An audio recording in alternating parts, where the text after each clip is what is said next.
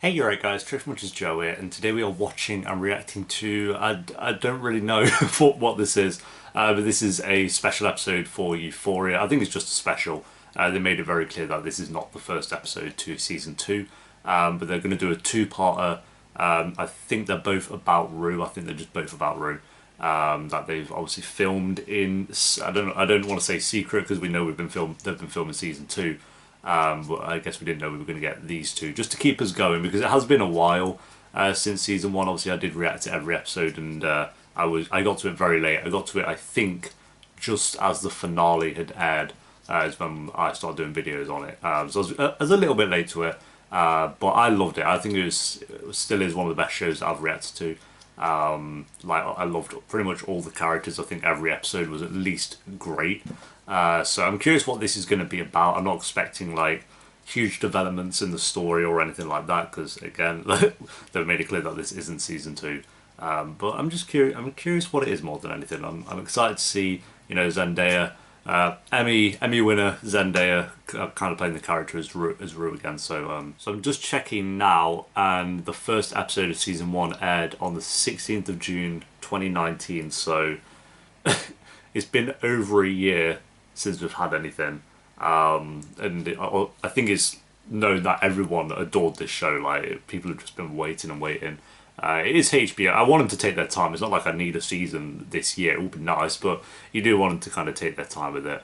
And obviously, with everything going on in 2020 anyway, it's probably pushed back a lot of filming schedules and stuff anyway. But I'm assuming we'll get season two around the same time in 2021, around June-ish time. So that's going to be really exciting to see. But I'm glad we've got this to keep it going, at least for now.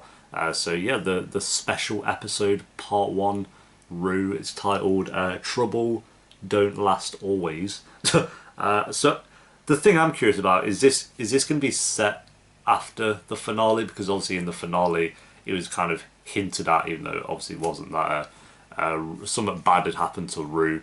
We had that really amazing sequence where she was doing, well, she made a song, and Zendaya just on made a song at the end of the season, which was awesome. Because if it's set after it, this will kind of be essential viewing before you watch season two, really.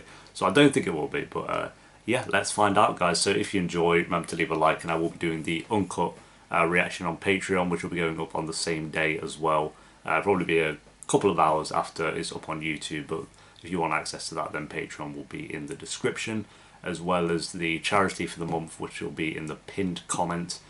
So check that out if you want more information on that. But let's do this. I've been watching so many HBO shows recently. I've been watching True Blood and True Detective. This is, yeah, HBO just nail it.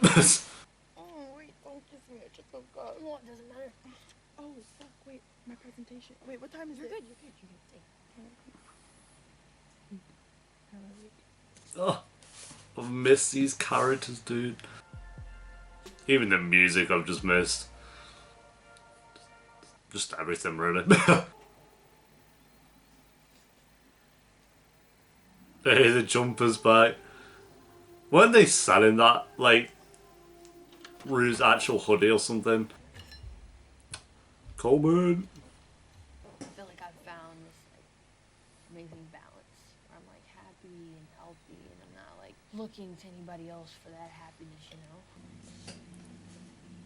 Oh, good cinematography. Where have you been in TV recently? Emotional balance. You just said you found an amazing balance. I did. I have. I mean, but I'm not perfect, so I'm sane, though. I'm saner. I'm making sane. It just works his way into your mind. You're high.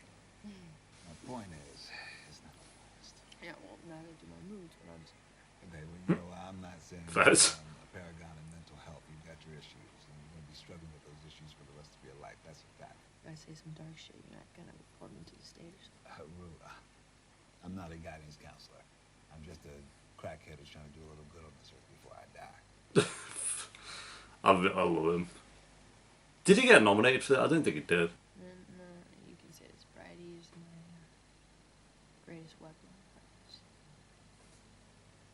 Tell you the truth, drugs are probably the only reason I ever killed myself. No, she warned him. Dog shit. Now we're talking.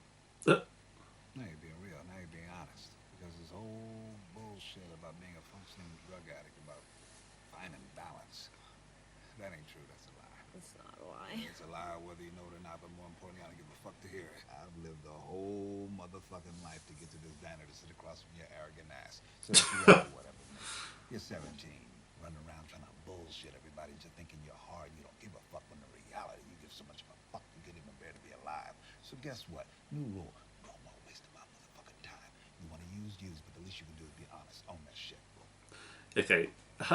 So now I'm in the mindset of if he doesn't get nominated in 2021, Why'd you relapse? like, come on. Basing on what? Everything. Hey, be specific. What other acting has there been this year? Man, okay. Where'd you get the drugs? I had some pills for emergency purposes. Fuck. So you never stood a chance. Her face. I get it. I get it. I fucked up.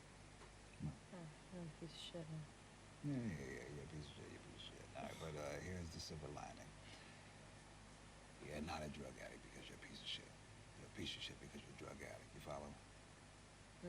Okay, what I'm saying is, you didn't come out of the womb an evil person who, unbeknownst to her, had a couple of wires crossed. So when you tried drugs for the first time, it set something off your brain that's beyond your control. You've been fighting a losing game since the first day you got high.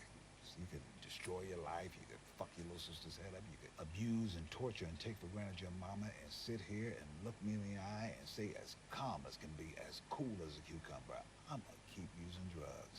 That is the disease of addiction. It is a degenerative disease. You ain't wrong. It You ain't wrong.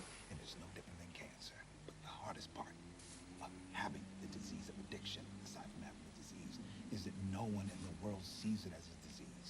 They see you as selfish. They see you as weak. They see you as cruel. They see you as destructive. They think, why should I give a fuck about her if she doesn't give a fuck about herself or anybody else? Why does this girl deserve my time, my patience, my sympathy, right? Jeez. Ew, you ain't wrong. It's inescapable, especially if you've been clean for 12 years. That's when the disease starts talking. 12 years, Martin. You ain't ever getting that far again. Wait, Martin? Yeah. There we go. Who's Martin? If anything, this might just give a lot more to his character. Ali, I don't believe in God. Guess what? God doesn't give a fuck if you believe in him. He believes in you. I don't know. That sounds good, but it doesn't really mean anything. So you're saying the reason my dad died is because God didn't believe in him? That's not what I was You saying. know, because every time someone survives like a mass shooting or some terrible fucking earthquake, they always say, you know, I survived for a reason. God saved me for a reason. I have a purpose. And then I think to myself, like, okay, well, what you're saying is that your life is more important than Yeah, the we're getting- who died that day, or the newborn who died that day, or anybody. We're getting else. controversial now with this, Your but life has a purpose. I'm not saying she's wrong. So why does your life have a purpose and my dad's doesn't? He died because he died.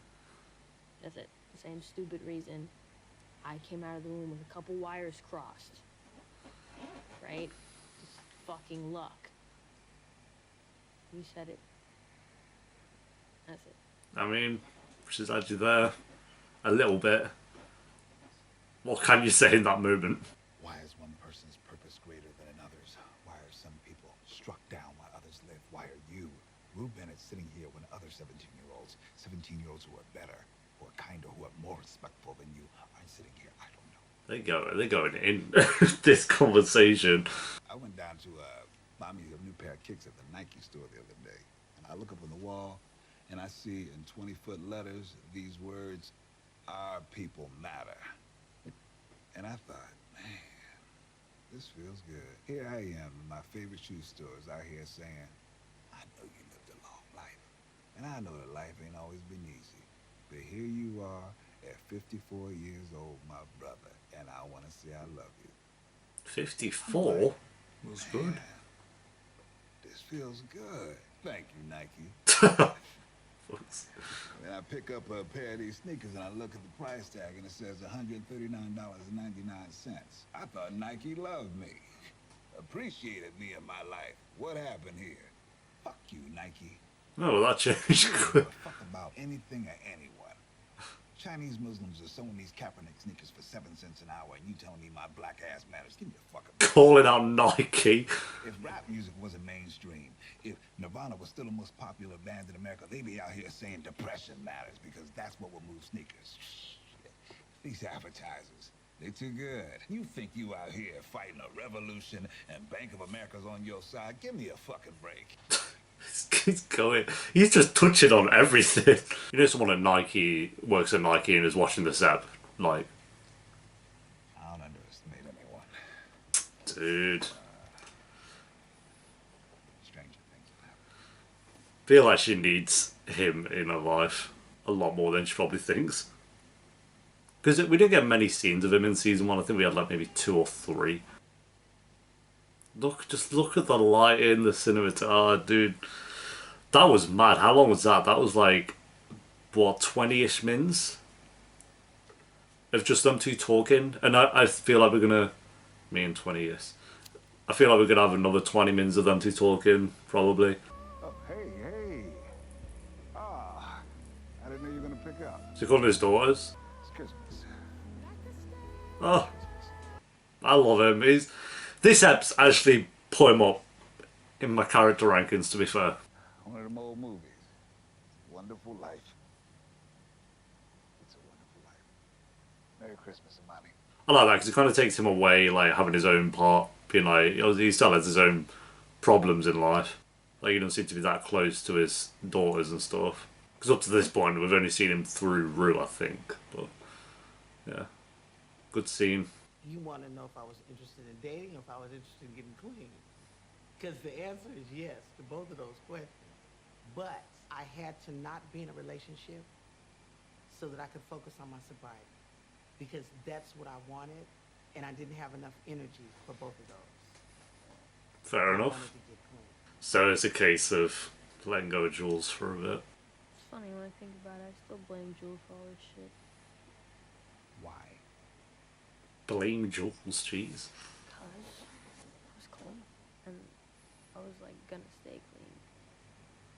Yeah. For the most part, I was pretty happy. That was like, what, for the first couple eps? I think. Wait. You were gonna stay clean. Yeah, What pills in your room? I wasn't taking them. You were saving them. Yeah, Even though you just said you were gonna stay clean. And I the mean, reaction was Jules' fault. she cheated on me when I was sober. She literally cheated on me. I didn't know that. right, well, now we know. Well, you know. So you were in a relationship. I thought you two were just friends. And I had a carnival. She came over when I kissed her. Okay, but when did it become a relationship? She told you that night. That's not how it works, but... So it wasn't just kissing. You two talked about being together. So yeah, that's okay. how would we talk about it? I mean, we said I love you a lot. I said I love you to my barber. Oh, Even if I did, my barber might assume it was just a casual thing. Her trying to get me to run away with her, even though I was scared and didn't have my medication. It was kind of fucked up and selfish. yeah, that was wild. I remember that. That was the finale, wasn't it? I think that was... That's what I've done. Ollie, I've hit my mom in the face. I picked up a piece of glass. Wasn't that scene improvised? I think I read that somewhere, that whole argument with the mum. If I actually believed that what you did was unforgivable, I wouldn't be sitting here. Because what I've done in my life is way more unforgivable. Yeah, right.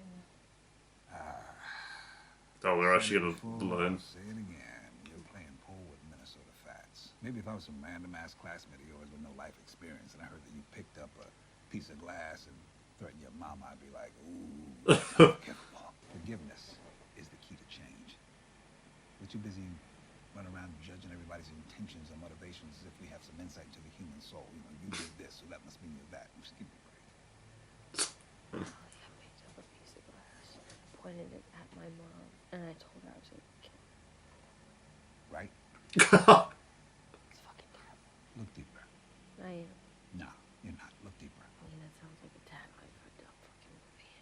So just because it doesn't sound cool enough to you, you're gonna settle for being superficial? That's unforgivable. Can we all just get life lessons from it? It means I'm okay with that. Are you? That's what it says. But are you okay with that? just not who you are. He's just like picking her apart and like getting But why are you not okay with it? to actually open up about all this. Man. So what you're saying is that you can simultaneously do something that you also believe is wrong. Well, doesn't you doing it mean more than your intentions? It all depends. Why are you ignoring all the things you believe? Because I wasn't thinking. Okay, but that could just be the struggle of all human beings. The sentence you've given yourself is that you, Rue Bennett, are beyond forgiveness. That punishment is way too harsh and it's also way too easy. It allows you to keep doing exactly what you're doing without changing because you deserve it. There's no hope. You're beyond forgiveness. This is why the world keeps getting worse. People keep doing shit that we deem unforgivable and in return I'll go more into it at the end, got a but whole bunch of people running around who don't give a fuck about redemption. That's scary. I grew up in a house where my dad used to beat on my mama. yeah, we're actually gonna get a bit of his backstory. Every night I lay in bed dreaming of every which way to kill him. And then I got married. I had 2 girls. It was chaos. And it got physical. Mad. And one night I looked over and I see my 2 little girls watching. And I thought, here I am. A grown man with 2 girls, and they just watched me hit their mom in the face, thinking of how to kill my dad for doing the same shit I just did to their mom. And that list of racing thoughts, that list of unforgivable things, it grows longer. You still think I'm a good person?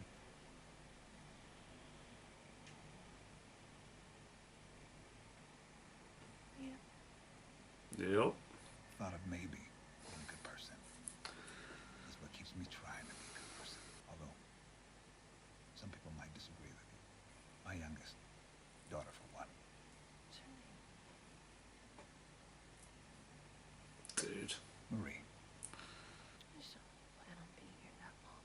Because I love talking to you. I do. And I agree with almost everything you're saying. Almost everything. Not a lot of hope out there. The world's just really fucking ugly, you know? So you ain't wrong. Everyone's just out to make everyone else not seem human. How be a part of it. Not being Dude, this spitting facts is like for like an hour. I love talking to you. We can talk about the real shit. Yeah. That matters. Yeah. Like, Get a scene like this in Riverdale. We'll try. how do you want your mom and sister to remember you?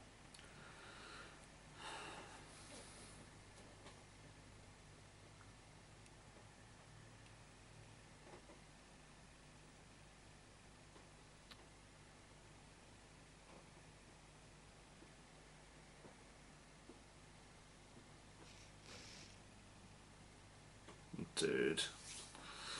I tried really hard to be someone I could.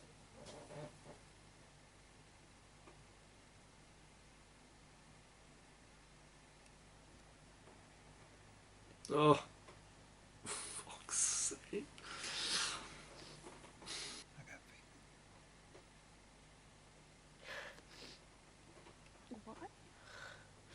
I don't know. I just do. Fuck, Granted, dude. I was a Christian before I became a Muslim, so I've done all before.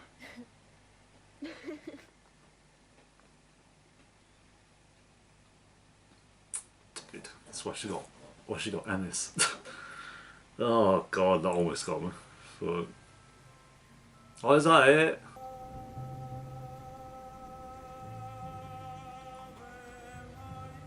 Oh, it's a song from Hitman. Every time I hear this song, I think of Hitman.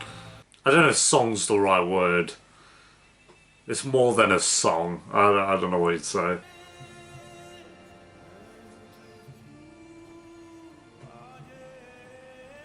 I like that it's got half a face in there. I don't know if that was intentional, but it's kind of half's clear, half's not. Yeah, that's got to be intentional. It's too perfect.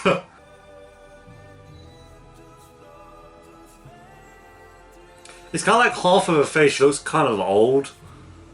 And then, I don't know.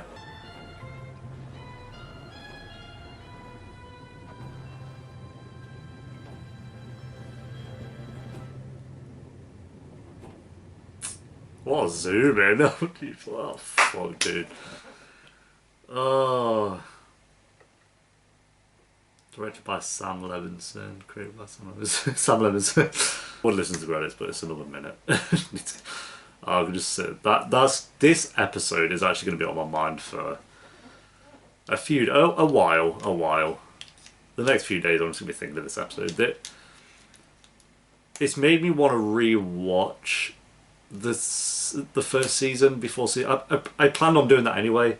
I think when we get a release date of when season 2 is coming, I'll probably give season 1 a rewatch all the way through, because it's such a great show, and this episode just reminded me, not that I forgot, but it's been so long. It's just like it reminded me of why I adored it so much. It's just the writing. I think this might be. It's not the best episode, but writing wise, I think just for pure writing and script, this could be the best. That's like usually I don't really watch special episodes at all. I don't actually think any show I've really watched, like, because you have like sometimes the 5-10 minute like bonus parts or something like that, and then you do get like actual full episodes where it's like a bonus episode or something. And I typically don't really delve into that, but with Euphoria I just really wanted to, because it's been that long and I love the show that much, and I think it's been like a long enough time, and we're still going to have to wait a while, like at least another 6-7 months I reckon until season 2 anyway. That it's kind of come at the perfect time of like you need more Euphoria, and they've given it to us here, so it's like I wanted to watch it and I didn't know what to expect, but I would never have expected that. Like that was just perfect. I'd say it was perfect. Like every shot again, I feel like, because even though Euphoria season 1 is like shot expertly, and the script was always great, there's always that. I think there's 8 episodes overall, and I'd say there's a couple in there that were a little bit slower than others, and weren't quite up there with some of the really great episodes of season 1. I don't think every episode was like a 10 out of 10, for example, but this episode, even though you could argue like not a lot happened, because it was just ruined Coleman Domingo's character. I think he said his name was Martin. Even though it's just them two kind of sat in this cafe talking for an hour basically, everything they were talking about mattered. Like every line of dialogue mattered. They weren't just chatting absolute garbage, because any other show tried to do this. I feel like there would have been other shows where they could have done this and done a good job with it. But to have an hour of just 2 characters talking at a table and make it entertaining, not make it feel like it's dragged, and not make it feel like it was pointless, that is hard to do. That would be extremely hard to do, because not only do you have to have the script be great and the acting kind of carry throughout an entire hour, you have to have like 2 characters who the viewer cares about and is interested in. Like if they gave us this episode as like episode 1 of season 1, we wouldn't have cared. But like because we're here, we've watched all of season 1, we care about Rose's character. I wouldn't say I really like loved his character before this episode, but now watching this, it just gave so much more to him. So now going into season 2, after this episode, he's one of my favourite characters of the entire show. Like he wasn't the worst character, he was kind of like somewhere in the middle. I think we did a character tier list, I can't remember exactly where I put his character. But it wasn't like, I liked him, I just didn't love him. But now after this, I'm in love with his character. Like everything he was saying was just acted and put into words so well that I don't think many other shows could do. So Coleman Domingo, you just, what a professional. Like I don't even know how I managed to do that. Like Zendaya was incredible as well, but I feel like we expected that. And Coleman Domingo has always been great in the show, but to go from oh yeah, he's really great in Euphoria, to this, like I'd say Emmy worthy acting. Just wow, yeah. I don't know, something about his character I'm just kind of really in love with now. So fair play to that, and again to like the creator, just for making an hour long episode of 2 characters talking at a table this entertaining. Like that must have been hard to do, and they managed to do it. And we've got a part 2 as well, because this is like Rue part 1, so I'm guessing we're getting Rue part 2. I don't know when that's going to be. It could be next week, or they could wait until around like Feb to do it. I don't really know. If anyone does know, let me know. But yeah, that was just Really good episode. A really good episode. I don't know if you call it an episode or like a really good special. I don't know, Christmas special. The music as well. I'm gonna find some of those for sure on Spotify because I think everyone did that with Euphoria as well. It's just downloaded the entire soundtrack after it finished. So yeah, I'm gonna obviously go a 10 out of 10. I think for a lot of people this could be like a very slow, boring episode if you don't care about Coleman Domingo's character and you wanted to kind of see the other characters. But I think that's why they made it very clear. It's like this is not season 2, so like they're probably warning people not to go into this episode thinking you're going to get all the characters and kind of find out what happens to Rue after season 1. So I'm glad they kind of like said that straight away. It's like no, this isn't season 2, but season 2 hopefully isn't that far away. We haven't obviously got a release date yet, I don't think, but hopefully we're not going to have to wait too long. But yeah, 10 out of 10. Really good to learn more about both those characters, and this episode couldn't have come at a better time because we've just waited so long. And like I say, I think they should take all the time they need to, but it is nice to kind of get something like this just to keep us going. So yeah, there we go, guys. Thank you for watching. Leave a like if you enjoyed. Let me know the episode down below, and I will have a link to the charity of the month in the pinned comment, and then if you want the uncuts as well, that will be in the description. I think they'll still have the uncuts for season 1 as well. Well, I do on Patreon. So yeah, I'll see you next. I'll definitely do part 2 whenever that's out. So until then, take care. Peace.